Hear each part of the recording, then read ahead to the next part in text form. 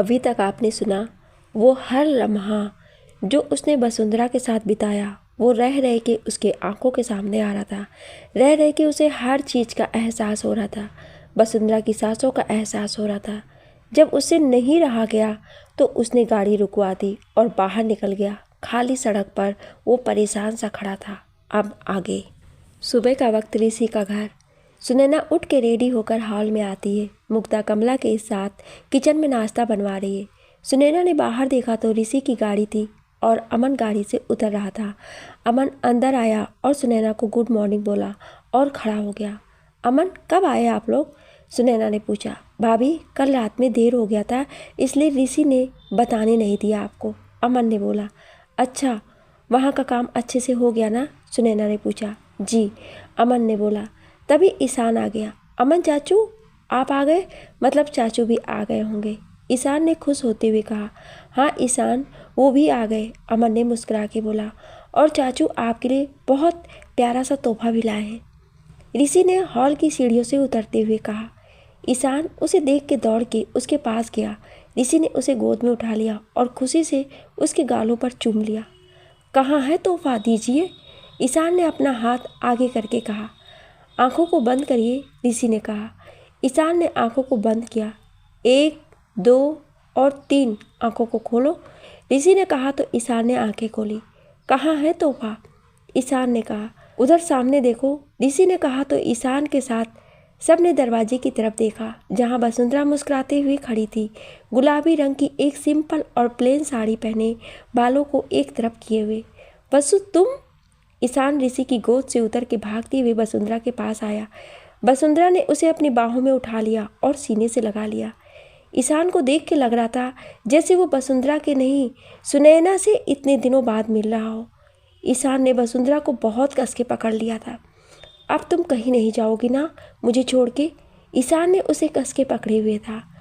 कभी नहीं जाऊंगी, कहीं नहीं जाऊंगी, वसुंधरा ने उसे अपनी बाहों में लिए बोला। आज ऋषि को ईशान का वसुंधरा के पास जाना बुरा नहीं लग रहा था। उसके दिल में सुकून था दोनों को ऐसे देख के। वसुंधरा, तुम वापस कैसे आई? सुनैना ने हैरानी से कहा। बस आ गए, किसी का दिल नहीं लग रहा था हमारे बिना, और कोई ऐसा था जो बेचैन था हमेशा परेशान करने के लिए। वसुंधरा ने इस बार ऋषि की तरफ देख के बोला। वसुंधरा, आप वापस आ गई, मुग्धा ने किचन से आवाज़ सुना तो बाहर आके देख के बोली। वसुंधरा मुस्कुरा दी। मुग्धा भागती हुई आई और वसुंधरा के गले लग गई। मैंने तुम्हें बहुत मिस किया, बहुत ज़्यादा, मुग्धा ने उसे कस के पकड़ के बोला। अमन मुग्धा को मुस्कुराते देख खुश था, पर अपनी खुशी चेहरे पर नहीं लाया वो। अरे वाह, बसु दीदी को भैया ले ही आए, आखिर उनका दिल माना ही नहीं बिना दीदी के, कमला ने आते हुए बोला तो सब शांत हो गए और देखने लगे उसे। जब कमला ने ऋषि को खड़ा देखा तो उसकी होश उड़ गई। अरे हाँ, बापू आ रहे, कमला ने नाटक करते हुए कहा और भाग गई बाहर। सब ये देख के जोर से हंस दिए। भाभी चाय, मुझे निकलना है, ऋषि ने नज़रें चुराते हुए कहा। सुनैना और बाकी सब मुस्कुरा रहे थे। ऋषि जाकर बैठ गया डाइनिंग टेबल की चेयर खींच के। सुनैना ने सबको नाश्ता दिया, अमन को भी बैठा दिया नाश्ता करने के लिए। अमन मुग्धा को देख रहा था जो उसकी तरफ नहीं देख रही थी। ऋषि नाश्ता कर अमन के साथ निकल गया और ईशान को भी ले गया साथ स्कूल छोड़ने। वसुंधरा को वापस घर में देखकर सब बहुत खुश थे। कमला सबके जाने के बाद आई। भैया चले गए क्या? कमला ने पूछा सुनैना से। हाँ चले गए। और आप क्या बोल रही थी, जरा फिर से बोले, वसुंधरा ने कमला के कानों को पकड़ते हुए कहा। अरे दीदी क्या कर रही हो, हमारा कान उखड़ जाएगा तो हमारी शादी भी नहीं होगी और फिर आप सबको झेलना होगा हमें पूरी ज़िंदगी, कमला ने कानों पर हाथ लगाते हुए बोला। वसुंधरा ने उसके कान को छोड़ दिया। वैसे जो भी बोलो, तुमने आज जो भी बोला उससे ऋषि जी के फेस को देखना चाहिए थे। बेचारे, उनकी हालत इतनी ख़राब थी कि वो कुछ बोल ही नहीं पा रहे थे, मुग्धा ने बोला। वसुंधरा बस मुस्कुरा दी। अच्छा, हम पंडित जी के पास जा रहे हैं, आप दोनों आराम से रहना, सुनैना ने कहा और कमला के साथ बाहर निकल गई। मुग्धा और वसुंधरा ही घर में रह गई। मुग्धा ने नौकरों को सारा काम करने को बोल के वसुंधरा के हाथ पकड़ के कमरे में ले गई। अब बताओ, ये वापस कैसे आई आप? मुग्धा ने उसे बिस्तर पर बिठाते हुए पूछा। वसुंधरा ने सब बताया मुग्धा को। मुग्धा भी खामोश होके बस सुन रही थी। हमें नहीं पता मुग्धा, आखिर उनके दिमाग में क्या चल रही है। ऐसी कोई इंसान कैसे हर बार वो करवाना चाहता है जो उसे पसंद है। वसुंधरा ने नम आंखों से बोला, बसु समझ सकती हूँ, पर ऋषि जी को समझ सके ऐसा कोई नहीं है, सिर्फ दीदी के अलावा। जब से जीजा जी गए हैं तब से ऋषि ऐसे हो गए हैं, वरना मैंने देखा है उन्हें कितने खुश मिजाज वाले लड़के थे। जब भी दिल्ली से एग्ज़ाम दे के छुट्टियों में घर आते तो कभी कभी मैं भी आया करती थी दीदी के पास, और तब के ऋषि और आज के ऋषि में बहुत बदलाव है। मुग्धा ने बोला, ऐसा क्या हुआ था मुग्धा जो ये इतना बदल गए? वसुंधरा ने बोला। मुग्धा सोचने लगी उस शाम को जब उसने ऋषि के चेहरे में खुद महाकाल को देखा था, जैसे हरिद्वार में आज खुद महाकाल आए हों किसी राक्षस के वध के लिए। मत पूछो वसुंधरा, बहुत बुरा था वो दिन। मैं जब भी वो दिन याद करती हूँ मेरी रूह कांप जाती है। ऋषि हर बार की तरह यहाँ आया था, पर इस बार उसकी पढ़ाई ख़त्म हो गई और वो खुद की कंपनी खोलना चाहता था अमन जी के साथ। अमन जी उनके सबसे अच्छे दोस्त थे। अमन जी बहुत शांत स्वभाव के थे तब भी, पर ऋषि की दोस्ती के लिए सब कुछ छोड़ सकते थे। अमन जी का कोई दोस्त नहीं था। वो पार्ट टाइम जॉब करके अपनी पढ़ाई भी करते थे। दोनों एग्जाम से फ्री होकर आए थे। फ्लैशबैक 7 साल पहले, शाम का वक्त, हरिद्वार। भाभी माँ, अब मैं यहीं रहूँगा आपके और भैया के साथ, और ये भी। सुनैना के बगल में बैठ के उसके कंधे पर सर रख के बोला ऋषि ने। बिल्कुल, अमन भैया भी हमारे साथ रहेंगे। आखिर इसके होने के बाद आप सबको ही खाना बनाना होगा, और आप सबसे अच्छा खाना अमन भैया बनाते हैं। सुनैना ने बोला तो ऋषि और अमन हंस दिए। तभी दरवाजे की बेल बजी। ऋषि ने दरवाज़ा खोला तो सामने उसके बड़े भैया खड़े थे, विश्वनाथ जी, जो पेशे से प्रोफेसर थे हरिद्वार के कॉलेज में। भैया प्रणाम। ऋषि ने उसके पैर छूते हुए बोला। जीते रहो, कब आए तुम? विश्वनाथ जी ने बोला, बस अभी कुछ घंटे हुए। ऋषि ने उनके सामने नज़र झुका के बोला। विश्वनाथ जी आए तो अमन को देखकर मुस्कुरा दिए। अमन ने उनके पैर छुए और विश्वनाथ जी सोफे पर बैठी सुनैना के माथे को चूम के मुस्कुरा दिए। आज देर हो गई इतनी क्यों? सुनैना ने पूछा। वो आज पुलिस स्टेशन गया था, विश्वनाथ जी ने पानी पीते हुए कहा। क्यों, क्या हुआ? अरे वही, उस गुंडे के भाई ने एक लड़की के साथ फिर बदतमीजी करने की कोशिश की। विश्वनाथ जी ने बोला, क्या ज़रूरत है आपको उस गुंडे से उलझने की? आपकी फैमिली भी है, आप समझते क्यों नहीं हैं? जानते हैं ना उसकी कितनी चलती है इस हरिद्वार में, कोई उसके खिलाफ नहीं बोलता। आप क्यों? सुनैना ने बोला तो टेंशन से उसको पसीने आने लगे। भाभी माँ, आप शांत रहो प्लीज़, आपकी तबीयत खराब हो जाएगी। ऋषि ने उसका हाथ पकड़ के बोला। ऋषि ने उठा के उन्हें पानी पिलाया। ऋषि भैया, वो इतना ही बोल पाई थी कि तभी दरवाजे की घंटी फिर बजी। इस बार अमन ने जाके दरवाज़ा खोला। सामने एक लड़की थी, पटियाला सूट पहने, खुले बाल। अमन उसे देख रहा था। अगर देखना हो गया हो तो क्या मैं अंदर जा सकती हूँ? सामने खड़ी मुग्धा ने बोला। अमन ने कुछ नहीं बोला, वो साइड हट गया। दीदी कैसी हो? मुग्धा अपना बैग बाहर छोड़ भागती हुई अंदर आई। अमन उसका बैग लेकर अंदर आया। अरे वहीं रुक जाओ, राजस्थानी एक्सप्रेस, थोड़ा आराम से, ऋषि ने बोला। आप तो चुप करें, मुग्धा ने बोला। तुम यहाँ कैसे? सुनैना ने उसे देख के खुश होते हुए बोला। चाचा जी ने कहा कि जाओ और मेरी बेटी का देखभाल करो, इस वक्त किसी समझदार का होना जरूरी है। मुग्धा ने बहुत स्टाइल से बोला। नहीं मुग्धा, ये बोला होगा कि जाओ वहाँ की शांति भंग कर दो, इसलिए तुम चली आई। ऋषि की बात पर सब हंस दिए। लगता नहीं आपको देख के कि आप जीजा जी के भाई हो, मुग्धा ने गुस्से में कहा। आप भी भाभी की बहन नहीं लगती मुझे, ऋषि ने बोला। मैं जा रही हूँ, मुग्धा ने बोला। अरे मुग्धा सुनो ना, सच में जा रही हो क्या? ऋषि ने बोला परेशान होकर। हाँ, और अब मैं नहीं रुकने वाली, मुग्धा ने बोला। देखो मुग्धा, ऐसे गुस्सा होकर नहीं जाते, प्यार से जाओ, दरवाज़ा वहाँ है, जाओ, ऋषि ने कहा तो मुग्धा और गुस्सा हो गई और उसने अपना पैर जोर से ऋषि के पैर पर मारा। मैं कहीं नहीं जा रही हूँ जब तक दीदी की डिलीवरी नहीं हो जाती, मुग्धा ने कहा और आके सुनैना के पास बैठ गई। विश्वनाथ जी और सुनैना ये देख के हंस रहे थे। सबने खाना खाया रात का और सोने चले गए। एक हफ्ते तक सब कुछ अच्छा चल रहा था, पर फिर भी कुछ था जो विश्वनाथ जी छुपा रहे थे। उन्हें धमकी भरे फ़ोन आने लगे थे। सुनैना की डिलीवरी की डेट मिल गई थी, 2 हफ्ते बाद की थी डेट। सब खुश थे। वहीं मुग्धा के दिल में अमन बस रहा था, पर अमन इस बात से अनजान था। 1 हफ्ते बाद रात का वक्त हरिद्वार। सुनैना परेशान थी क्योंकि विश्वनाथ जी अभी तक नहीं आए थे। भैया आप प्लीज़ जाके देखिए, उनका फ़ोन भी नहीं लग रहा है, प्लीज़। सुनैना को परेशान देख ऋषि उसका हाथ पकड़ के बोला, आप चिंता मत करो भाभी, मैं जा रहा हूँ। मुग्धा इनके पास रहना आप। अमन तू रुक यहाँ, पर मैं आता हूँ देख के। ऋषि बोल के बाइक की चाबी लेकर बाहर आया और बाइक स्टार्ट कर निकल गया। वो हर जगह पर गया, विश्वनाथ जी नहीं मिले। वो वापस आया तो सुनैना ने उसे देख के पूछा कि कहाँ है वो, ऋषि मिले? ऋषि सर झुका के खड़ा था। मैंने बोला था कि मत पढ़ो इन सब में, पर वो नहीं माने। ऋषि कहीं से भी ले आओ उन्हें। सुनैना बोलते बोलते बेहोश हो गई थी। ऋषि ने उन्हें पकड़ के उठाया और अंदर उनके कमरे में ले गया। मुग्धा पानी लाओ, ऋषि ने घबरा के कहा। मुग्धा भाग के गई और पानी लाई। सुनैना के मुंह पर पानी छिड़का तो उसे होश नहीं आया।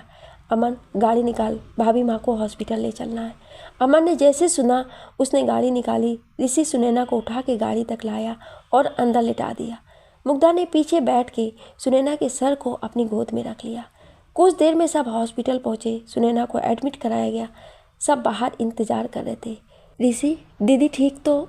वो इतना बोल के रो दी थी। ऋषि ने उसे सीने से लगा लिया था। कुछ नहीं होगा उन्हें। मुग्धा मैं कुछ नहीं होने दूंगा, उसने एक दोस्त की तरह उसे बोला था। मुग्धा के फ़ोन में तभी रिंग हुई। देखा तो सौरभ का फ़ोन था। उठा के बात करो, पर कुछ बताना मत अभी। ऋषि ये बोल के डॉक्टर के पास चला गया। जी भैया। मुग्धा ने बहुत संभाल के खुद को बोला। कहाँ हो मुग्धा, कोई फ़ोन क्यों नहीं उठा रहा है? सब कुछ ठीक तो है ना? दीदी कैसी है? सौर ने पूछा। सब ठीक है, वो हम सब छत पर थे इसलिए, और दीदी जीजा सो रहे हैं। मुग्धा ये बोलते हुए रो पड़ी थी, पर खुद को संभाल रही थी। अमन खड़ा देख रहा था कि एक चंचल सी लड़की में ये था कि खुद को इस कदर भी कर सकती थी। आज मुग्धा के आंसू उसे भी बेचैन कर गए थे। मुग्धा ने बात करके फ़ोन रखा तो वो रो पड़ी, पर अमन ने आकर उसे संभाल लिया। उसे बेंच पर बैठाया और मुग्धा ने उसका सहारा पाया तो सर उसके कंधे से लगा के रो दी। कुछ देर में वो शांत हुई और अमन से दूर हुई। ऋषि आया तो उसने बताया कि डिलीवरी तक सुनैना को यहीं रखना होगा। मुग्धा को सुनैना के पास छोड़ के वो दोनों बाहर आए। अमन पता करना होगा भैया कहाँ है, मुझे पुलिस स्टेशन जाना होगा, तू रुक मैं आता हूँ। ऋषि ने ये बोला तो उसका फ़ोन बजा। उसने देखा कोई अननोन नंबर था। उसने फ़ोन उठाया तो वहाँ से एक हंसी की आवाज़ आई। भाई को खोज रहा है अपने? उस तरफ से आवाज़ आई। कौन हो तुम? ऋषि ने गुस्से से बोला। मैं कौन हूँ? उसको क्यों सोच रहा है? जा हरिद्वार के चौराहे पर तुझे तेरा भाई मिलेगा।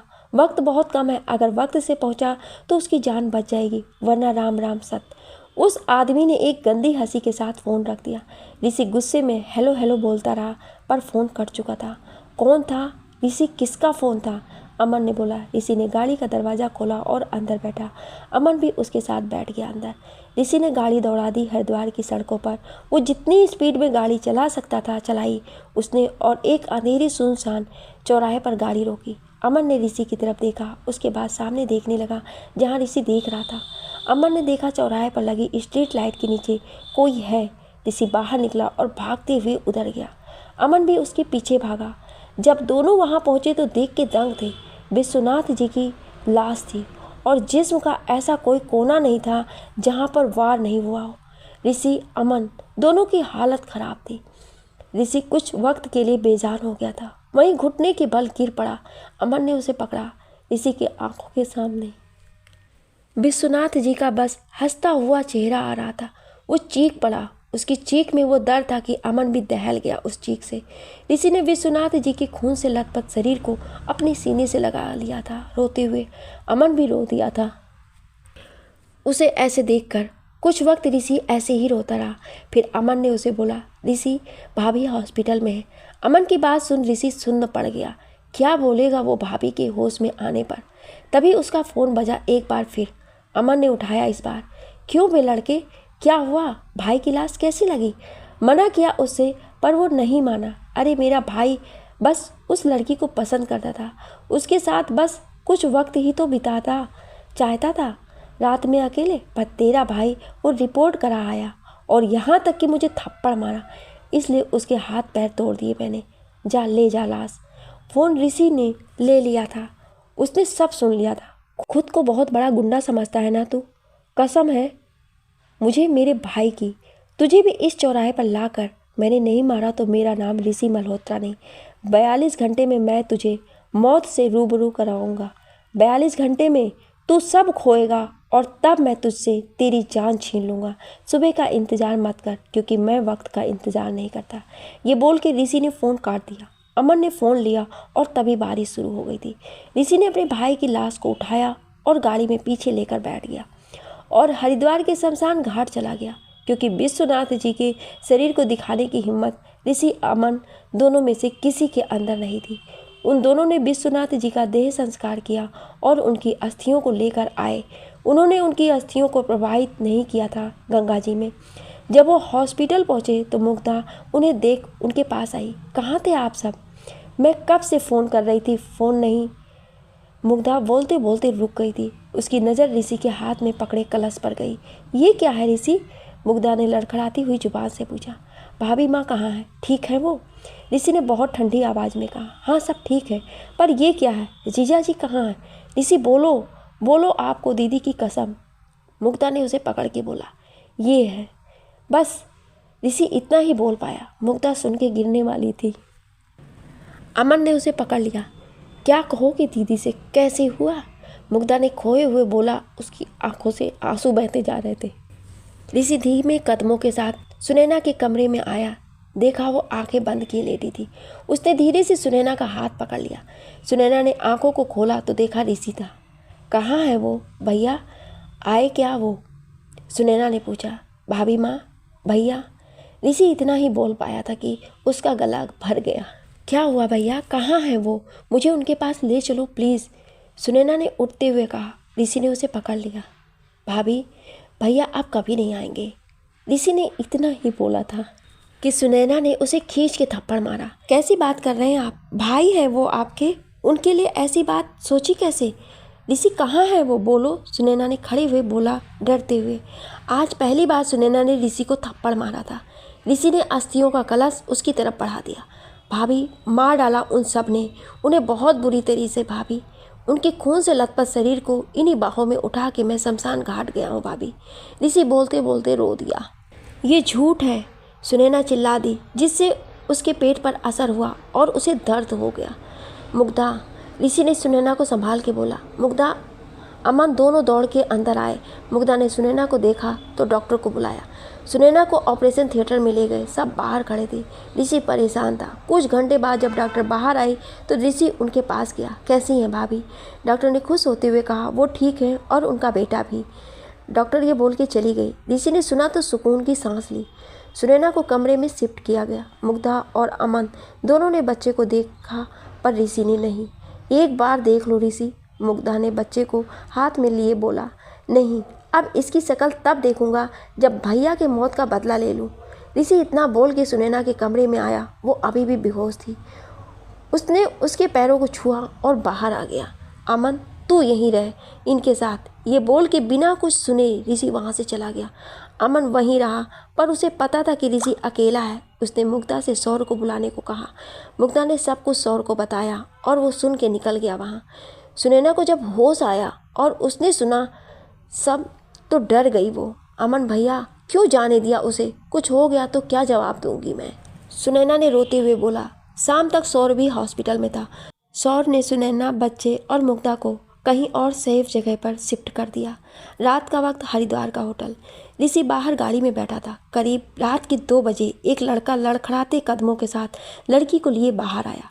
उसके एक हाथ में शराब की बोतल थी और दूसरे हाथ से उसने उस लड़की की कमर में हाथ डाल रखी थी। ऋषि ने गाड़ी चलाई, उसके पास गया और उस लड़के को अंदर खींच लिया। उस लड़के के गार्ड्स गोलियां चलाने लगे, पर ऋषि को कोई फर्क नहीं पड़ा। वो गाड़ी स्पीड में चला के दूर ले गया। उसने एक सुनसान हाईवे पर गाड़ी रोकी। कौन हो तुम और मुझे क्यों लेके आए हो यहाँ? मेरा भाई तुम्हें छोड़ेगा नहीं, उस लड़के ने डरते हुए कहा। मेरी छोड़, पहले तू बच ले। ये कहते हुए ऋषि ने उसके हाथ को ऐसे मोड़ा कि उसका हाथ टूट गया। ऋषि ने उसे मार के उसी चौराहे पर छोड़ दिया और फ़ोन किया। हेलो। उस तरफ से वही भारी सी आवाज़। अभी तक तो तुझे पता ही चल गया होगा कि तेरा भाई किडनैप हो गया है, पर मैं नई खबर देता हूँ। तेरे भाई की लाश वहीं है जहाँ मेरे भाई की लाश थी। जा ले ले। ये बोल के ऋषि ने फ़ोन रख दिया। तभी उसे 2 लोग अपनी तरफ आते हुए दिखे। जब उजाले में ऋषि ने उनके चेहरे देखे तो सौर और अमन थे। तुम लोग? ऋषि ने बोला। अब तेरा साथ कैसे छोड़ सकता था? और तू चिंता मत कर, दीदी, मुन्ना और मुग्धा सबको सेफ जगह कर आए हैं। सौर ने बोला। तुम्हें किसने बताया? ऋषि ने बोला। अमन ने। वो तो अच्छा हुआ इसने फ़ोन कर दिया, सौर ने बोला। ऋषि ने उसकी तरफ देखा। तुझे अकेले नहीं छोड़ सकता, अमन ने उसके गले लगते हुए कहा। तीनों गाड़ी में बैठे और घर आए और दूसरी तरफ वो आदमी उतरा। उसी चौराहे पर अपने भाई की लाश देख के वो चिल्ला उठा। तूने अपनी मौत बुला लिया है काली ठाकुर से मुसीबत मोल लेकर। सुबह तेरी लाश यही इसी चौराहे पर नहीं टांगी तो मेरा नाम काली ठाकुर नहीं।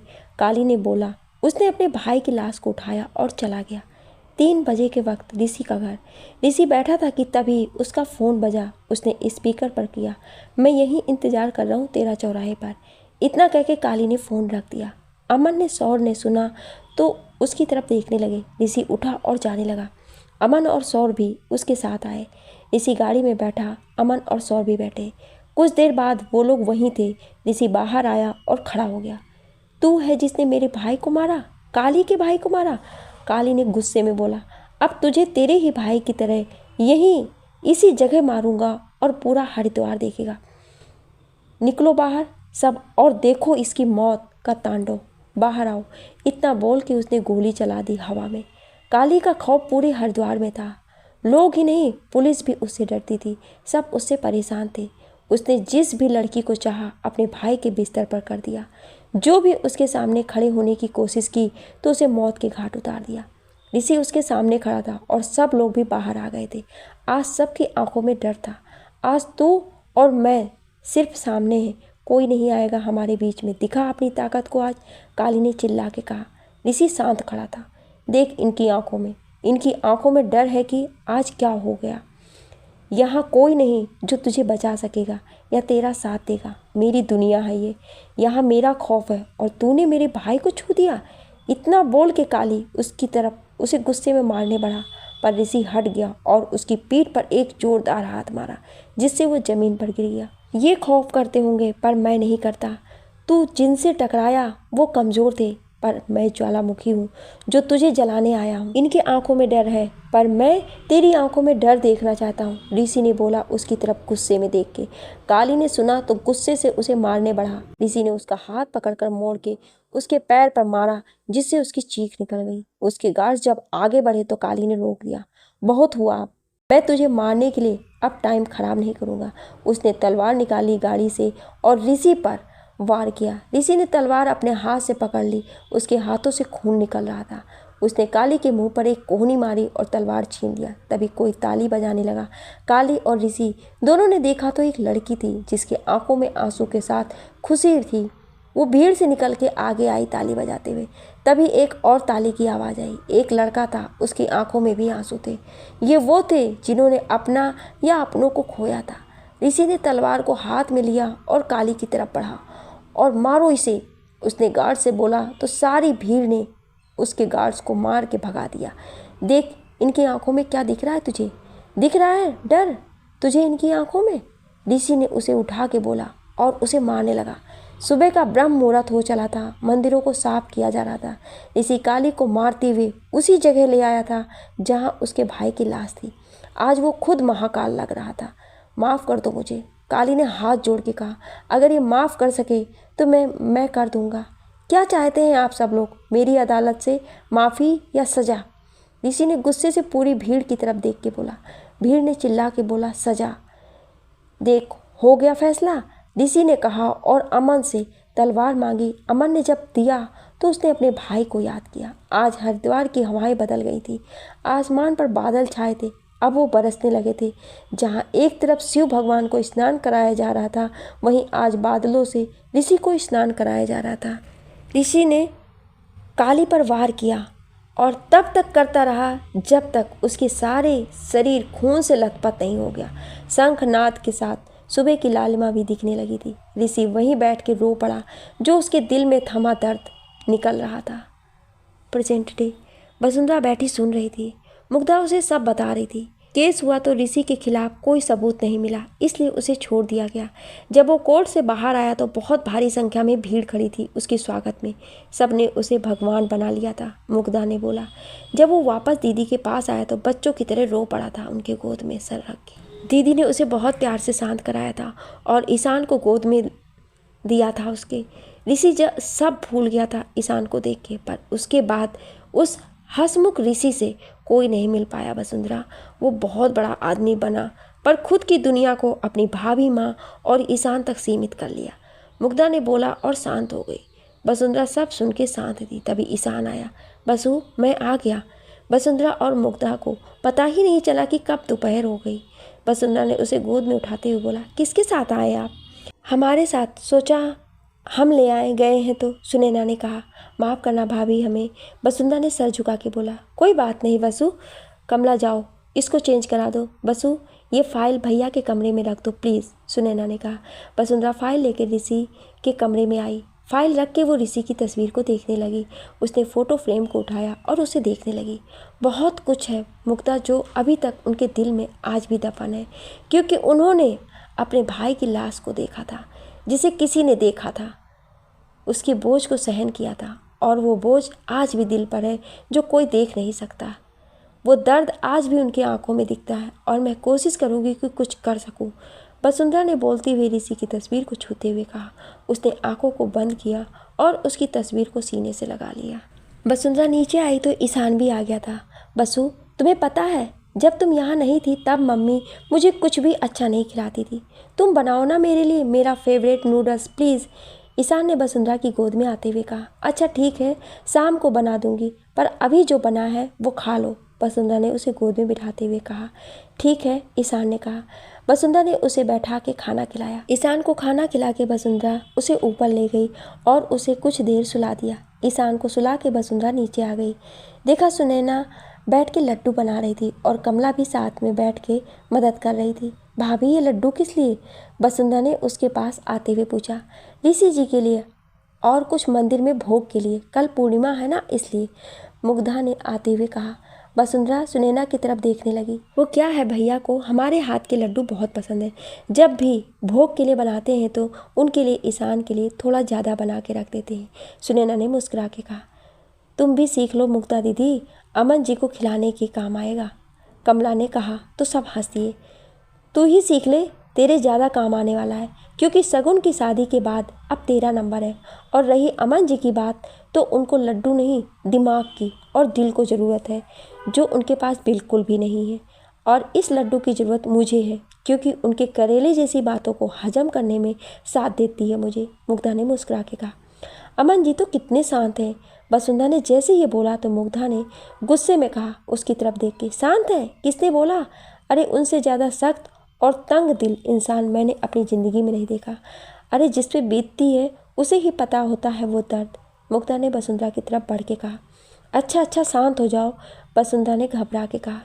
चलो लड्डू बनाते हैं, वसुंधरा ने कहा तो मुग्धा साथ में बैठ के लड्डू बनाने लगी, पर वो बना कम खा ज़्यादा रही थी। शाम तक सारे लड्डू बन गए। ईशान भी सोकर उठा तो नीचे आ गया। बसु, ईशान वसुंधरा को बुलाते हुए नीचे उतर रहा था। वसुंधरा के हाथ लड्डू बनाने में खराब हो रखे थे। ईशान आया और उसका हाथ हटा के उसकी गोद में बैठ गया। लड्डू खाओगे? वसुंधरा ने उसके गालों पर चूम के बोला। ईशान ने हाँ में सिर हिला दिया। वसुंधरा ने एक लड्डू लेकर उसे थोड़ा थोड़ा तोड़ के खिलाने लगी। बहुत अच्छे हैं, ये तो मम्मी ने बनाया है, ईशान ने बोला। जी मम्मी ने बनाया है, वसुंधरा ने मुस्कुरा के कहा। सारे लड्डू नौकर को बुला के सुनैना ने डाइनिंग टेबल पर रखवा दिया। वसुंधरा ने ईशान को उतरने को कहा, पर वो नहीं उतरा, तो वसुंधरा ने उसे वैसे ही बाहों में उठा लिया और लाकर किचन की सेल्फ पर बैठा दिया। ईशान उसके साड़ी का पल्लू पकड़े बैठा रहा और वसुंधरा हाथ साफ करने लगी। हाथ कपड़े से पोंछ उसने ईशान को गोद में उठाया और उससे पूछा, क्या खाओगे? तो ईशान ने कहा नूडल्स। वसुंधरा ने उसे पास में बैठा लिया और नूडल्स बनाने लगी, तो मुग्धा बोली, वाह नूडल्स, प्लीज़ मैं भी खाऊंगी। वसुंधरा सबके लिए नूडल्स बनाने लगी। कुछ देर में नूडल्स बना के ले आई सबके लिए। तभी ऋषि और अमन भी ऑफिस से आ गए। अरे वाह ऋषि जी, क्या सही वक्त पर आए हैं आप, जल्दी से आइए, वसुंधरा ने बहुत स्वादिष्ट नूडल्स बनाए हैं, मुग्धा ने मुस्कुरा के बोला। हाँ चाचू, बहुत अच्छा है, ईशान ने खाते हुए बोला। अच्छा, इतना अच्छा है? तो हम भी खा कर देखें।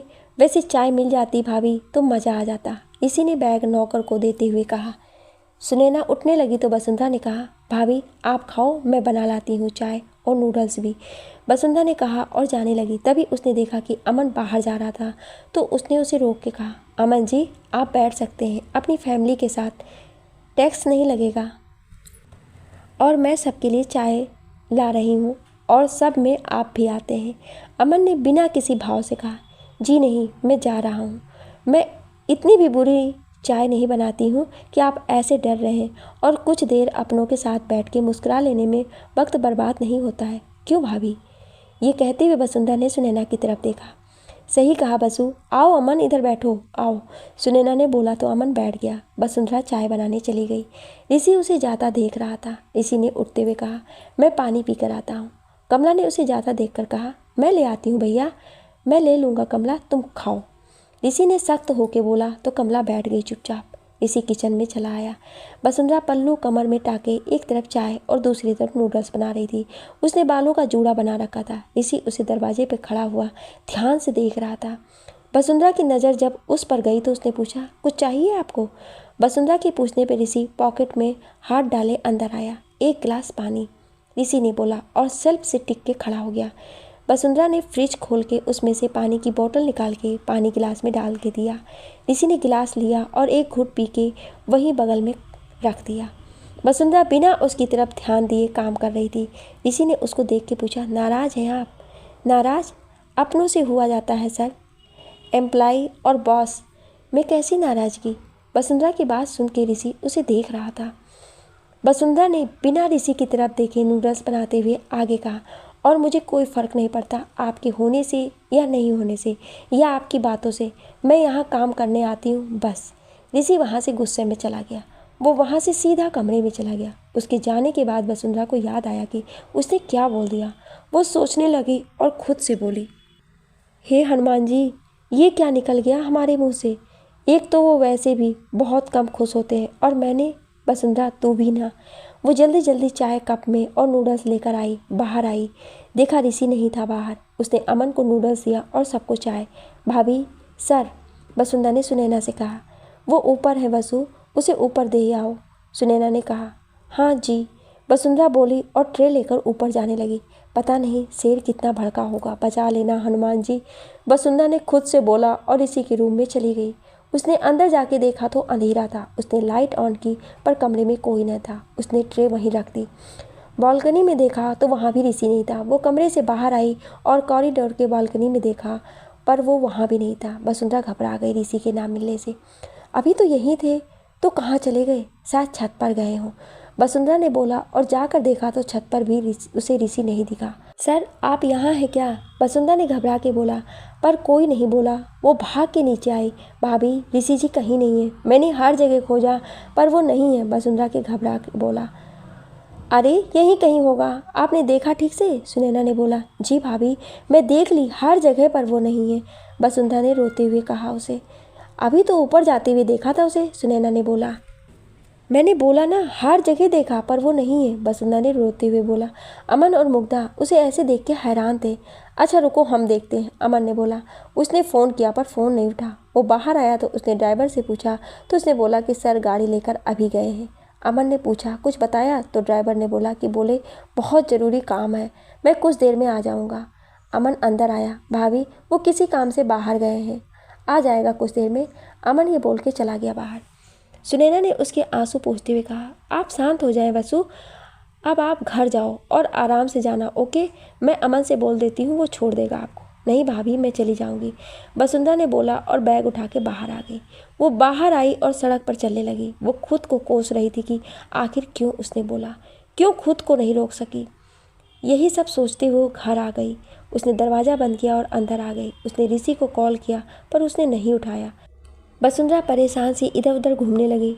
फिर वो परेशान सी आके बिस्तर से पेट टिकाकर बैठ गई, आंखों को बंद किए। कुछ देर बाद उसे नींद आ गई। सुबह का वक्त, वसुंधरा का घर। वसुंधरा जल्दी से उठी और रेडी होकर बाहर निकली क्योंकि आज रचना आ रही थी। वसुंधरा उसे लेने स्टेशन जा रही थी। उसने ऑटो रिक्शा किया और स्टेशन पहुंची। उसने ऑटो से निकल के उसे पैसे दिए। जैसे वो आगे बढ़ी तो कुछ दूर खड़ी रचना उसे दिख गई। रचना ने उसे देखा तो सामान छोड़ के उसके पास भागती हुई आई और उसके गले लग गई। रचना उसके गले लग के बोली, दीदी कितने दिनों बाद देखा है आपको। वसुंधरा ने उसके सर को चूमते हुए कहा, ठीक हो ना तुम। रचना ने मुस्कुरा के कहा, हाँ अब बहुत अच्छी हूँ। अच्छा बैग उठाओ, नहीं तो अभी अच्छे से खुश हो जाओगी। ये कहते हुए वसुंधरा उसका बैग उठाई और ऑटो कर दोनों घर आए। रचना तू जल्दी रेडी हो जा, मैं तब तक नाश्ता बना कर देती हूँ तेरे लिए, वसुंधरा ने बोला। जी दीदी, रचना ने बोला और चली गई कमरे में। वसुंधरा ने सुनैना को फ़ोन पर लेट आने को बोल दिया उसे। वसुंधरा नाश्ता बनाने में लग गई। ऋषि नाश्ते की टेबल पर बैठ के ईशान को नाश्ता करा रहा था, तो सब बैठ के नाश्ता कर रहे थे। मतलब मैं अच्छे टाइम पर आया हूँ, सौर ने अंदर आते हुए बोला। अरे सौर तुम? सुनैना ने मुस्कुरा के बोला। हाँ दीदी, आज ही इलाहाबाद से वापस आया हूँ। कल शिमला वापस जाना है तो सोचा मुग्धा को भी ले जाऊँ और आपसे ऋषि से भी मिल लूँ, सौर ने बोला। हाँ वैसे भी जनाब आजकल इतने बिजी हैं कि किसी से मिलने का वक्त नहीं है, ऋषि ने बोला। चुप कर, तू तो बड़ा आया बिजी बोलने वाला, खुद तो कभी याद नहीं करता और शिकायत हमसे हो रही है, सौर ने उसके गले लग के बोला। चल बैठ नाश्ता कर, ऋषि ने बोला। अमन भी आ गया था। अरे वाह, कोई अपना काम छोड़ के यहाँ आया है, अमन ने मुस्कुरा के ताना मारते हुए बोला। बस कर, पहले ही ताना खा चुका हूँ, अब तू नाश्ता खाने दे मुझे, सौर ने उसके गले लग के बोला। बैठ जाओ अमन भैया, नाश्ता कर लो, सुनैना ने बोला तो अमन बैठ गया। तभी वसुंधरा रचना के साथ आई। बसु तुम आ गई? ईशान दौड़ के उसके पास गया। ऋषि और बाकी सब उसकी तरफ देखने लगे। हाँ कैसे हो आप? वसुंधरा ने बैग रख के उसे गोद में उठाते हुए कहा। ये कौन है वसु? ईशान ने रचना की तरफ देख के पूछा। ये हमारी छोटी बहन है रचना, और रचना ये है ईशान, वसुंधरा ने बोला। हेलो रचना, ईशान ने बोला। रचना ने भी बहुत प्यार से उसे हेलो कहा। वसुंधरा ईशान को लेकर डाइनिंग टेबल के पास आ गई। गुड मॉर्निंग सबको, वसुंधरा ने ईशान को गोद में लेके कहा। तो आ गई आपकी बहन बसु, सुनैना ने बोला। हम तो आना नहीं चाहते थे भाभी, पर उस बेअकल बद दिमाग शौर खुराना की वजह से मुझे आना पड़ा सबको छोड़ के। रचना ने जब ये बोला तो खाते हुए शौर को खांसी आने लगी और ऋषि, अमन बाकी सब हंसने लगे। अच्छा क्या किया उसने रचना जी? ऋषि ने मुस्कुरा के पूछा। अरे मत पूछो, जब इलाहाबाद में ज्वाइनिंग हो सकती थी तो शिमला में ज्वाइनिंग कराने की क्या ज़रूरत थी उस गधे खुराना को। पता नहीं इतनी बड़ी कंस्ट्रक्शन कंपनी खोल कैसे दी उसने, पक्का सारे गधे भर रखे होंगे उसने। पर कोई नहीं, मुझ जैसी समझदार उसको मिल गई है ना, मैं समझा दूंगी कि जो दिमाग होता है उसका इस्तेमाल करो। रचना बोले जा रही थी और इसी बाकी सब मुस्कुरा के सुन रहे थे। बस शौर के अलावा उसके चेहरे पर गुस्सा था। वैसे इतना बुरा भी नहीं है, अमन ने बोला इस बार। वसुंधरा ईशान को गोद में लेकर उसे चॉकलेट मिल्क शेक पिला रही थी। ईशान भी मुस्कुरा रहा था। वसुंधरा ने धीरे से उससे पूछा, ईशान क्यों हंस रहे हो आप, और ये बाकी सब भी? ईशान ने कहा, क्योंकि जिस शौर खुराना के नाम रचना दीदी ले रही हैं वो मामू ही है। वसुंधरा ने सुना तो वो हैरान हो गई। अरे आपको कैसे पता? मैं जानती हूँ कितना पागल है, आदमी ही नहीं उसके घर वाले भी बेचारे परेशान होंगे, रचना ने बोला। अच्छा रचना बैठो नाश्ता करो, मुग्धा ने मुस्कुरा के बोला। रचना बैठ गई। वैसे मैं नाश्ता करके आई हूँ, पर भाभी के हाथ का बना नाश्ता मैं मना कैसे कर सकती हूँ, इतनी तारीफ सुनी है आखिर, रचना ने कहा। अमन और ऋषि दोनों ही सौर का मुंह देख के मुस्कुरा रहे थे और वसुंधरा परेशान खड़ी थी। रचना मैं सबसे आपको मिला देती हूँ, मुग्धा ये बोल के उसे सबसे मिलवाने लगी। ये दीदी हैं मेरी सुनैना, और ये ईशान है, और ऋषि जी, और ये अमन जी, और मैं मुग्धा, और ये कौन है जो ठूसे जा रहे हैं फोकट का, रचना ने बोला। तो इस बार अमन और ऋषि खुद को रोक नहीं पाए और जोर से हंस दिए। उनको ऐसा हंसता देख वसुंधरा और ज़्यादा परेशान हो गई। ये हमारे भैया ही मिस्टर सौर खुराना, मुग्धा ने कहा। तो रचना के हाथ से चम्मच छूट के प्लेट में गिर गई और आंखें बड़ी हो गई हैरानी से। उसकी शक्ल रोने जैसी हो गई। सौर गुस्से में उसे देख के उठ गया और चला गया। क्या ये मेरी नौकरी छीन लेंगे, रचना ने रोनी सूरत बना के बोला। पागल, बददिमाग, बेवकूफ़, ना समझ, फोकट का ठूसने वाला, शायद इतना बोलने पर वो तुम्हें नौकरी से निकालेगा नहीं, पर जीना जरूर हराम कर देगा, ऋषि ने ब्रेड खाते हुए जाते जाते बोला अमन के साथ। रचना तो बस बुरा सा मुंह बना के देख रही थी सामने। इसलिए बोलती हूँ कि बोलने से पहले आप कुछ सोचा करो रचना, पर नहीं, वसुंधरा ने उसे डांटते हुए कहा। मुझे क्या पता था कि ये खड़ूस यहाँ मिलेगा मुझे ऐसे, रचना ने बोला। फिर चुप एकदम, वसुंधरा ने उसके सर पर एक चपत लगाते हुए कहा। सब घर पर ही थे, आज शनिवार था तो ईशान की छुट्टी थी। वसुंधरा उसे लेकर ऊपर कमरे में आई। उसकी मुग्धा रचना के साथ उसके कमरे में बैठ के बातें कर रही थी। सुनैना कमला के साथ हॉल में बैठ के कुछ बना रही थी। सौर ईशान के कमरे से गुजरा तो वसुंधरा ने उसे आवाज़ देके रोका। ऋषि सामने स्टडी से देख रहा था। सौर जी, रचना की बातों के लिए मैं आपसे माफ़ी मांगती हूँ। वो बच्ची है, कब कहाँ क्या बोलना होता है उसे समझ नहीं है और दिल की बहुत अच्छी है। सौर जी माफ़ कर दीजिए प्लीज़, वसुंधरा ने बोला। वसुंधरा जी, आपको माफ़ी मांगने की ज़रूरत नहीं है और रचना जैसी है मुझसे ज़्यादा आप उसे जानती हैं। और रही बात उसके बोलने की, तो उसने अपने बॉस के लिए बोला और मैं इस वक्त बॉस नहीं हूँ तो मैंने कुछ सुना ही नहीं, तो परेशान ना हो। सौर ये बोल के चला गया। वसुंधरा भी मुस्कुरा के कमरे में आ गई। ऋषि को गुस्सा आ रहा था वसुंधरा को सौर से बात करते देख के। शाम का वक्त ऋषि का घर। मुग्धा उदास सी अपने कमरे में बैठी थी। वसुंधरा ने देखा तो उसके कमरे में आई। क्या हुआ मुग्धा, इतनी उदास क्यों हो? वसुंधरा ने उसके सामने बैठते हुए कहा। मैं वापस जा रही हूँ वसु, मुग्धा ने सर झुका के बोला। हाँ तो? वसुंधरा ने ऐसे बोला जैसे कुछ पता ही नहीं उसे। तो क्या कल हम चले जाएंगे और फिर एक बार खाली हाथ?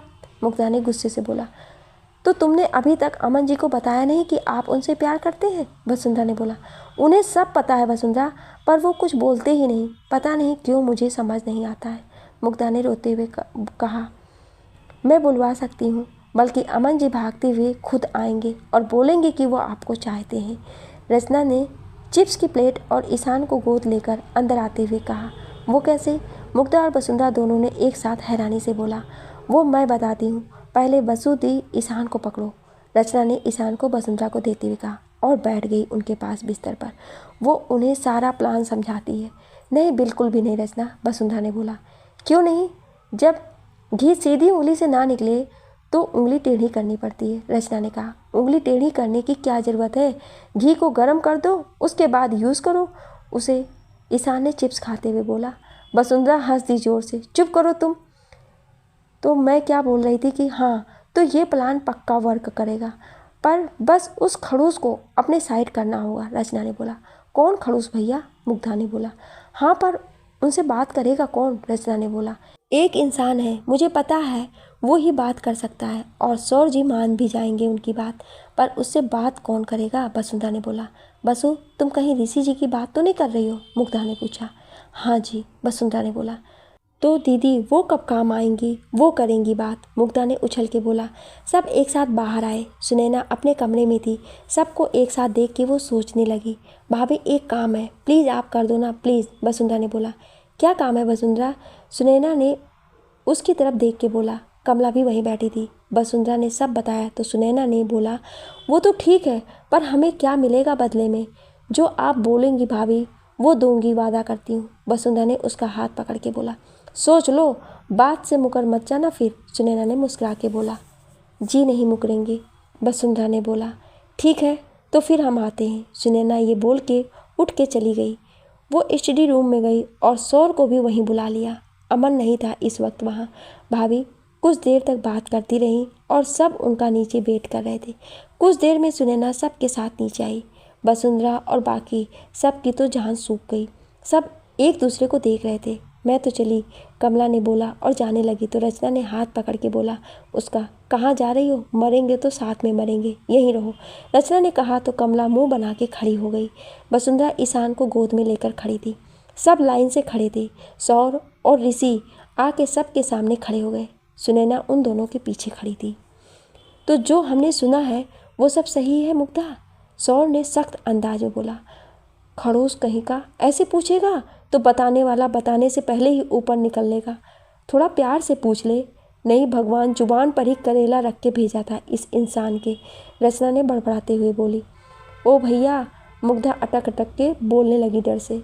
मैंने जो पूछा है बस हाँ या ना में जवाब दो, सौर ने गुस्से में बोला। हाँ भैया, मुग्धा ने डरते हुए बोला। कब से? ऋषि ने पूछा इस बार। एक तो वो वैसे भी डरी है, पर यह मौका नहीं छोड़ेगी जान निकालने का, वसुंधरा ने बोला मन में। वो जब पहली बार देखा था, मुग्धा ने धीरे से कहा सर झुका के, तो तब बताया होता तो अभी तक मेरा दोस्त 2 बच्चों का बाप होता, ऋषि ने स्माइल करते हुए। ऋषि ने जैसे ये बोला सब उसकी तरफ देखने लगे। क्या? मुग्धा ने हैरान होकर सर उठा के बोला, ये कि हमें तो बहुत पहले से पता है और हमें तो अमन बहुत पहले से पसंद है। सौर ने उसकी तरफ देख के बोला। मुग्धा सौर के गले लग गई शर्मा के। सब खुश थे। रात का वक्त अमन किसी से बैठ के बातें कर रहा था कि तभी उसका फ़ोन बजा। उसने फ़ोन उठाया। हेलो। अमन ने इतना ही कह पाया था कि तभी वहाँ से मुग्धा की आवाज़ आई। मैं छत पर हूँ, घर में कोई नहीं है, आधा घंटा है तुम्हारे पास, बचा सकते हो तो मुझे बचा लो आके। मुग्धा ने इतना बोला और फ़ोन रख दिया। Hello Mugdha, hello. अमन बेचैन हो गया। घबराहट उसके चेहरे पर साफ दिख रही थी।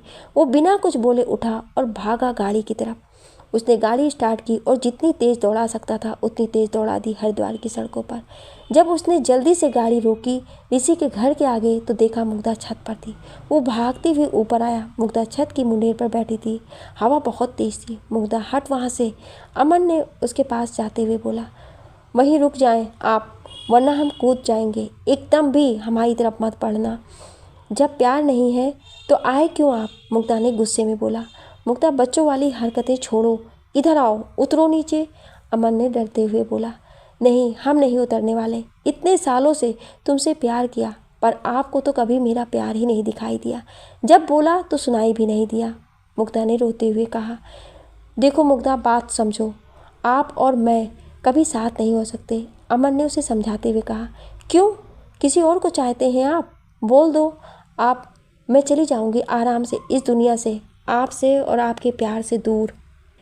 मुग्धा ने रोते हुए कहा। ऐसा कुछ नहीं है मुग्धा, आप पहले नीचे आए, हम बात करते हैं ना। अमन ने घबरा के बोला। नहीं। क्यों बात करते हैं? जब बात करने का वक्त था तो तब आपके पास वक्त नहीं था, अब मेरे पास वक्त नहीं है। आप तो मुझसे प्यार ही नहीं करते तो जी के क्या फ़ायदा? मुग्धा ने बोला और नीचे कूदने वाली हुई तो अमन ने उसका हाथ पकड़ खुद की तरफ खींच लिया। दोनों छत की ज़मीन पर गिर गए। अमन ने कस के मुग्धा को पकड़ रखा था। छोड़ो, मुझे जाना है, छोड़ो। मुग्धा ने दूर हटने की कोशिश करते हुए कहा। चुप, बिल्कुल चुप। मेरी धड़कनें बढ़ा दी आपने। कुछ हो जाता तो कैसे रहता मैं? सोचा 1 मिनट के लिए? अमन ने उसको और कस के पकड़ के सीने से लगा के बोला। पर आपको तो मुझसे प्यार ही नहीं तो किसके लिए जीऊँ? मुग्धा ने बोला उससे दूर हटने की कोशिश करते हुए। अभी भी कहना ज़रूरी है आपको मुग्धा? अमन ने उसके आंखों में देखते हुए पूछा। मुग्धा ने हाँ में सिर हिला दिया। करता हूँ प्यार, जब पहली बार देखा तब से, और तब से आज तक सिर्फ तुम्हें चाहा। मुग्धा को अपने सीने से लगा के बोला अमन ने। अरे वाह, क्या बात है, ऋषि ने दरवाजे से अंदर आते हुए बोला। सब बारी बारी से ऊपर आके खड़े हो गए। अच्छा, तो तुम सब ने ये? अमन ने हैरान होकर कहा और मुग्धा की तरफ देखने लगे जो सर झुकाए मुस्कुरा रही थी। खड़े हो गए। चलो, अब जब सबको पता है तो अमन ने मुग्धा को गले लगा लिया। ये कहा। जैसे ही अमन ने मुग्धा को गले लगाया तो रचना ने एक्साइटमेंट में सौर के गले लग गई। मुझे पता था ये प्लान वर्क जरूर करेगा। रचना ने सौर के गले लगे खुशी से बोला। सब सौर और रचना को ही देख रहे थे। घबरा के सौर ने अपना हाथ उठा लिए जैसे वो कहना चाहता हो कि मैंने नहीं, इसने मुझे गले लगाया है। तभी रचना को एहसास हुआ कि उसने क्या किया है। वो धीरे से मुंह बना के दूर हुई। सौर उसे गुस्से में देख रहा था। सब ये देख के जोर से हंसने लगे। सौर नीचे चला गया। बाकी सब भी नीचे आ गए। रात का खाना सबने साथ खाया। वसुंधरा मुग्धा और सौर से बातें करने चली गई रचना के लिए। दोनों ही उसे सुनैना के कमरे में मिले। अरे वसु, आओ, सुनैना ने कहा। भाभी, मैं बस सौर जी और मुग्धा से कुछ बातें करने आई थी। वसुंधरा ने बोला। हाँ बोलो वसु। मुग्धा ने उसका हाथ पकड़ के बोला। सौर जी, मुग्धा, रचना पहली बार सबसे दूर जा रही है रहने। प्लीज़ हो सके तो उसका ख्याल रखना। उसमें अभी भी बचपना है। प्लीज़ कोई गलती करे तो ज़्यादा मत डांटना उसे। मुझसे बोल देना, मैं समझा दूंगी उसे। वसुंधरा ने कहा। तुम फिक्र मत करो वसुंधरा, वो हमारे साथ रहेगी और कोई भी प्रॉब्लम हुई तो बता दूंगी मैं। मुग्धा ने कहा। शुक्रिया। अच्छा चलो, मैं अब चलती हूँ, रात बहुत हो गई है। वसुंधरा ने कहा। बसु, आज यहाँ रुक जाओ ना। मुग्धा ने कहा। नहीं, कल सुबह रचना को भी निकलना है शिमला के लिए, तो उसका सामान वहीं है। वसुंधरा ने कहा। कोई नहीं, उसे जाके ले आओ। और वैसे भी कल मैं जा रही हूँ, पता नहीं कब आऊँ मैं। प्लीज़ बसु। मुग्धा ने बोला। रुक जाओ बसु, सुनैना ने बोला तो वसुंधरा मान गई। अच्छा, तो जाके मैं रचना का सामान ले आती हूँ, वसुंधरा ने कहा। अकेले मत जाना, रुको, मैं किसी को भेजती हूँ, सुनैना ने बोला। नहीं, मैं चली जाऊँगी भाभी, वसुंधरा ने बोला। उसे डर था कि कहीं भाभी ऋषि को ना बोल दे। और हुआ भी यही। ऋषि सामने से आ रहा था तो सुनैना ने उसे बोल दिया। वसुंधरा का मुंह बन गया। ऋषि गाड़ी लेकर खड़ा था बाहर। वसुंधरा आई और बैठ गई चुपचाप। ऋषि ने गाड़ी स्टार्ट की और निकल पड़ा वहाँ से। वसुंधरा डर रही थी। पूरे रास्ते ऋषि कुछ नहीं बोला, पर वसुंधरा को उसके ना बोलने से अजीब सा लग रहा था। वो अंदर गई और रचना का सारा सामान ले आई और गाड़ी के पीछे सीट पर रख दिया। खुद आके बैठ गई। वसुंधरा सोच रही थी कुछ। उसने धीरे से बोला, सॉरी कल की बात के लिए। वो हमने गुस्से में पता नहीं कैसे आपसे इतनी बदतमीजी कर दी। वसुंधरा ने धीरे से सर झुका के बोला, पर ऋषि ने कुछ नहीं कहा। वो गाड़ी चला रहा था। माफ़ कर दीजिए, मैं पता नहीं कैसे आपसे बोल गई। सॉरी, वसुंधरा ने फिर बोला। इस बार भी ऋषि ने कुछ नहीं कहा। वसुंधरा की आंखों में आंसू आ गए थे ऋषि के ऐसे चुप रहने से। वसुंधरा गाड़ी की ब्रेक पर पैर रखा तो गाड़ी अचानक रुक गई। पागल हो क्या तुम? अभी कुछ हो जाता तो? ऋषि ने गुस्से में बोला। गाड़ी एक सुनसान सड़क पर खड़ी थी। क्योंकि वक्त ज़्यादा हो गया था इसलिए सड़क पर इस वक्त कोई नहीं था। वसुंधरा नीचे उतरी और बाहर आई और चलने लगी गुस्से में सड़क पर। ऋषि उसे देख रहा था गुस्से में। वसुंधरा आंसू पोंछते हुए चली जा रही थी सड़क पर। ऋषि गाड़ी से उतरा और वसुंधरा के पास गया, उसे गोद में उठा लिया और सीधा गाड़ी की तरफ बढ़ा। छोड़िए मुझे अभी इसी वक्त, वसुंधरा ने उसको देख के कहा, पर ऋषि सामने देख रहा था। वो वसुंधरा को लेकर आया और गाड़ी की बोनट पर बैठा दिया। वसुंधरा नीचे उतरने लगी तो ऋषि ने उसकी कमर पकड़ ली और उसे वापस बैठा दिया। ऋषि के ऐसे छूने से वसुंधरा सहम गई। ऋषि ने उसके चेहरे पर आए बालों को हटा दिया और धीरे से उसके पास बढ़ने लगा। वसुंधरा पीछे शीशे पर झुक रही थी और ऋषि उसकी तरफ। वो घबरा रही थी। ऋषि की आंखें उसे आज बेचैन कर रही थी। वसुंधरा समझ नहीं पा रही थी कि ऋषि के ऐसे पास आने को ना उससे दूर जा पा रही थी। उसके दिल की धड़कनें बहुत ज़्यादा तेज थी। मुझे ना पाकर बेचैन क्यों थी आप? ऋषि ने उसके चेहरे के पास आके बोला। वसुंधरा बोनट पर बैठी शीशे से टिक के लेट गई थी। सुना आप रो रही थी मेरे ना मिलने पर क्यों वसु? आपको तो फर्क नहीं पड़ता ना मेरे होने या नहीं होने से? ऋषि ने उसके चेहरे को एक हाथ से पकड़ के बोला। आप क्यों बेचैन हो गई मेरे ना बोलने से? ऋषि ने वसुंधरा की कमर को साइड से पकड़ते हुए बोला। वसुंधरा खामोश सी नजरें झुकाई सहमी हुई सी लेटी थी। ऋषि उसके चेहरे के पास था, पर जैसे वसुंधरा को कोई डर नहीं था आज। मैं इतना पास हूँ तुम्हारे, पर तुम सिर्फ बेचैन हो, घबरा रही हो, सहम रही हो मेरे नज़दीक आने से, पर डर नहीं कि मैं कुछ गलत कर सकता हूँ तुम्हारे साथ। इतना भरोसा है क्या तुम्हें मुझ पे? ऋषि ने उसके चेहरे को उठा के पूछा। जो पूरे हरिद्वार के दिल में बसा हो, कुछ तो बात होगी ना उसमें, जिसकी चौखट पर सबको इंसाफ मिलता है। वो मेरे साथ नाइंसाफ़ी कर ही नहीं सकता। वसुंधरा ने धीरे से नज़रों को झुका के बोला। ऋषि खामोशी से उसे देख रहा था। ऋषि धीरे से उसके सर अपने सर से लगा के खड़ा हो गया। वसुंधरा ने मुंह फेरना चाहा, पर ऋषि ने उसके चेहरे को अपने हाथों से अपनी तरफ कर दिया। वसुंधरा बेचैन हो रही थी उसके पास आने से। आपने जवाब नहीं दिया बाकी सवालों का वसु? ऋषि ने वैसे ही खड़े हुए पूछा। वसुंधरा खामोश रही। क्या वसुंधरा दे पाएगी जवाब? क्या ऋषि अपने एहसास को अब बता देगा वसुंधरा को? जानने के लिए सुनिए अगले भाग में।